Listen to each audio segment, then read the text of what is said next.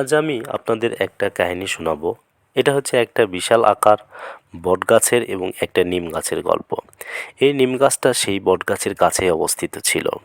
একদিন কয়েকজন কাঠুরে বনে প্রবেশ করলেন। তাদের দেখে নিম গাছ খুব ভয়ভীত হয়ে পড়ল। ও সেই বটগাছের নিকট সাহায্য চাইল। বলল যে, হে বটগাছ, আমাকে সাহায্য করুন। আপনার এই শাখা প্রশাখা দ্বারা আমাকে ঢেকে রাখুন, যাতে এই কাঠুরেরা আমাকে দেখতে না পান আর আমি বেঁচে যাই। কিন্তু সে বটগাছ ছিল অসম্ভব অহংকারী।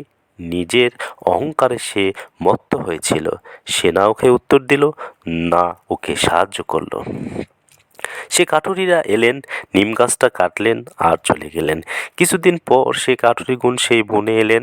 এইবার তাদের কুঠার দ্বারা বটগাছে আঘাত করতে শুরু করলেন।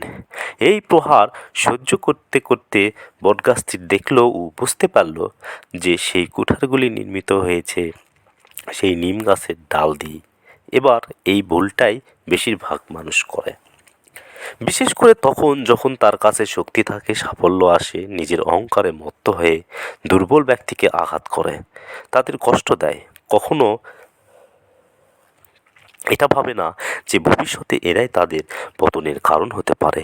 তাই যদি আপনার কাছে শক্তি থাকে আর আপনি সাফল্য লাভ করতে থাকেন, তাহলে নিজেকে শান্ত করুন এবং এই অহংকারকে ত্যাগ করুন। যদি কেউ দুর্বল হয়, তাহলে তাকে আঘাত করবেন না, তাকে কষ্ট দিবেন না, বরং তাকে সাহায্য করুন, পারলে তাকে রক্ষা করুন।